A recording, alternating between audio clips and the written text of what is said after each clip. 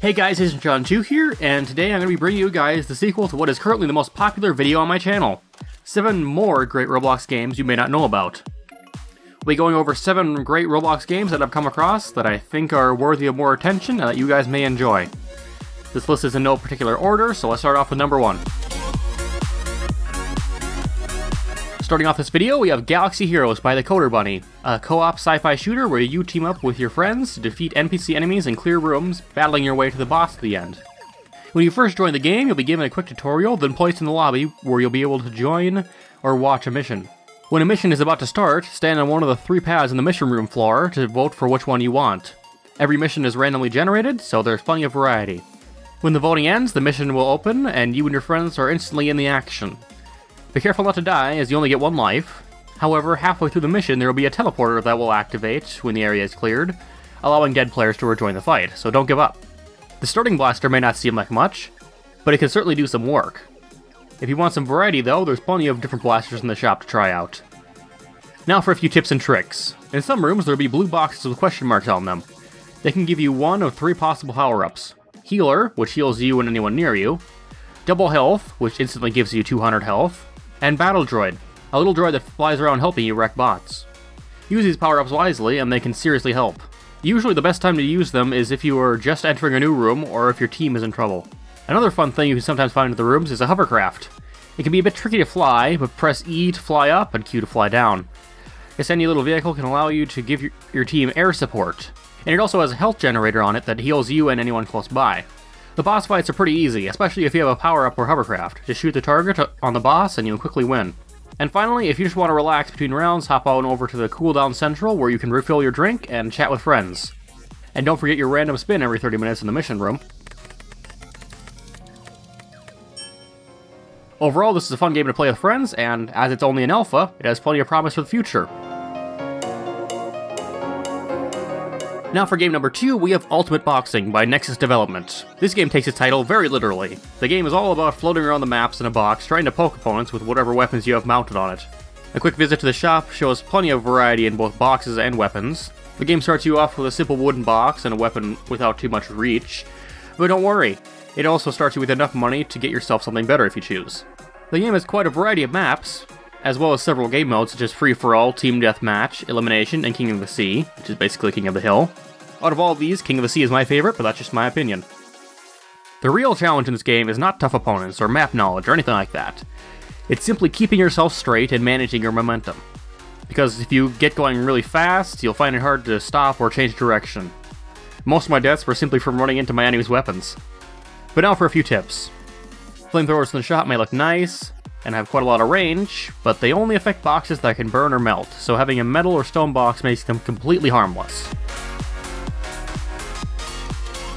The first few boxes in the shop can only mount 1 weapon. But with more expensive boxes, you can mount more, up to 3 I believe. This can be fun to find interesting combos of weapons.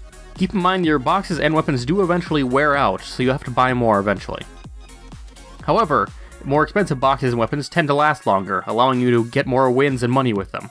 And finally, make sure not to ready up too quickly in the join game screen, or you'll end up with only 3 or 4 players in your match. Wait for other people to join and say something in chat about it, and you'll end up with a larger game that's a lot more fun. For number 3, we have War Games, a PvP shooter game by Bereza Games, where you can do a lot more than just shooting. The first thing you have to know about guns in this game is this. They don't ever have to reload, just hold left click and you can spray as long as you want. That being said, most guns have a lot of RNG spread on them, making them very ineffective at range. There's quite a selection of game modes, a few of them not even involving guns, but whatever they are, getting kills and winning are the 2 ways to get money. With this money, you can get crates, in which you can get 1 random gun, or hat for customization. There's a lot of variety in guns. Some are better at close quarters, some are better at range, and some give special perks, like increased walk speed. My favorite game mode in the game is Boogeyman, where 1 player is given a large amount of health, a sword, and invisibility. He has to eliminate all the enemy players, and avoid being eliminated in the process. I especially enjoy being the Boogeyman, because why wouldn't he be? Now I just have 2 tips for you in this game. 1, I suggest using shift lock while playing this game. It helps you keep track of the action and stay on target. And 2, never, ever, ever pick Lava Rush. Just trust me, it's not fun, you won't have a good time. But yeah, this game is quite a lot of fun to play with friends, and yeah. Our fourth game on this list is Rollernauts by Nemoji. I've actually done a video on this game before, but I'm putting it on this list because it is really a lot of fun. The first thing you notice about this game is that it doesn't really look like a Roblox game. It looks more like something you'd find on a phone app store or something, but that's partially because it's very mobile friendly. It works very well on tablets and phones, though I certainly still prefer playing on PC. This game is all about momentum. Your goal is to knock your opponents off the stage and be the one at the end of the round with the least deaths. But it's super easy to have your momentum roll you right off a cliff. There are two ways to eliminate your opponents. First is to simply give them more momentum than they can handle by either running into them or using one of the many items in the game. Second is to use their own momentum against them. Wait for them to come charging at you, then roll to the side and watch them helplessly fly off the cliff they try to knock you off. Really, this game is a lot more fun than it can seem at first, and it can be incredibly satisfying and or funny. I just have one tip for this game, and it's because many people don't seem to know it. The feather item gives you near perfect control of your ball for a few seconds. But what people don't realize is that if you're falling off a map and use it, you can fly back on the map and just be fine. That's why it's probably the most useful item in the game in my opinion, because I'm always going off the map, of course.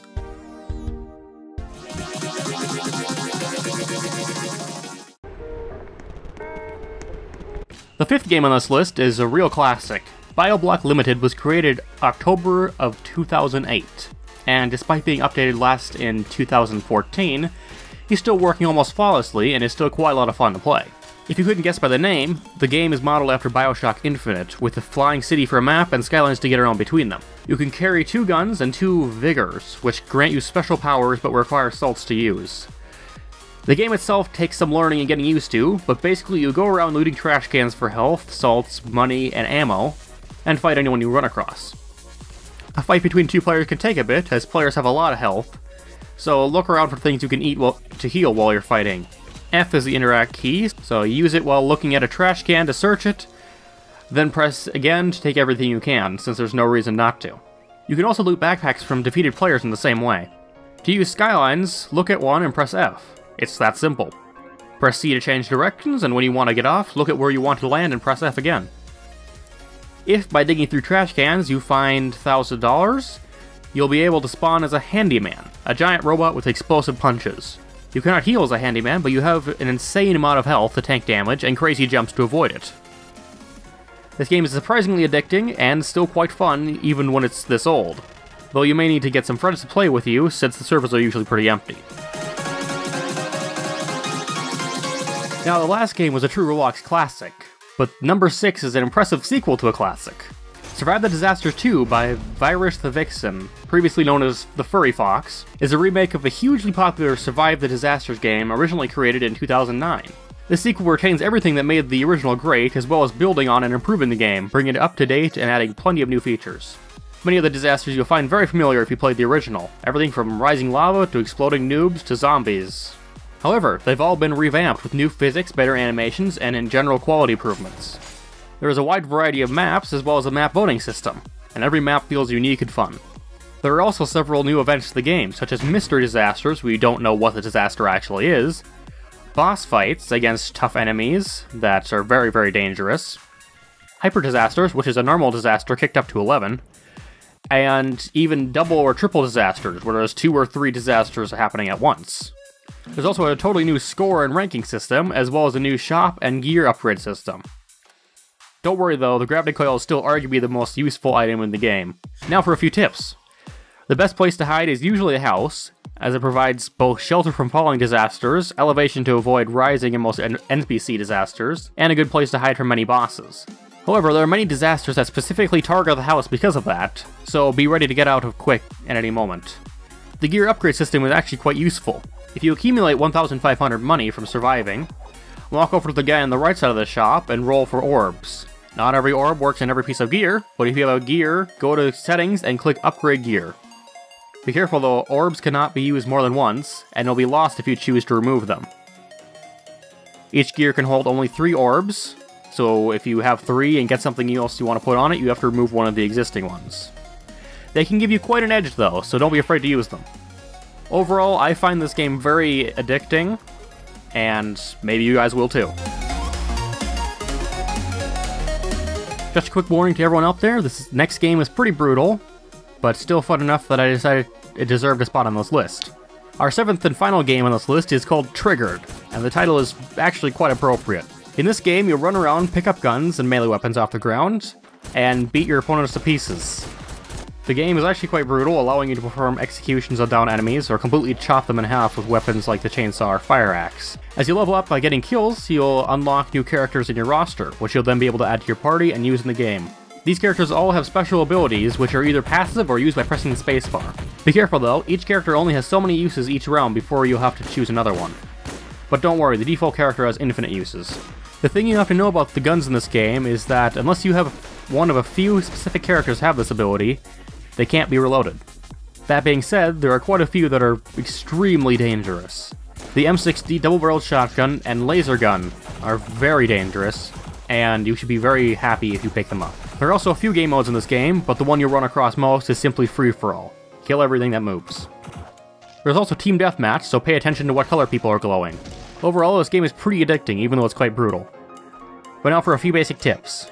First off, the controls are pretty simple, but the only explanation given of them is on the wall of the lobby, so I'll go over them here. Left click is swing melee weapon or shoot. Right click is pick up weapons off the ground if you aren't holding anything, or throw whatever you're holding. Spacebar uses any ability your character may have, or, to perform an execution, press spacebar next to a downed enemy, then spam left click until they're dead. Press right click to get back up, and you're good to go.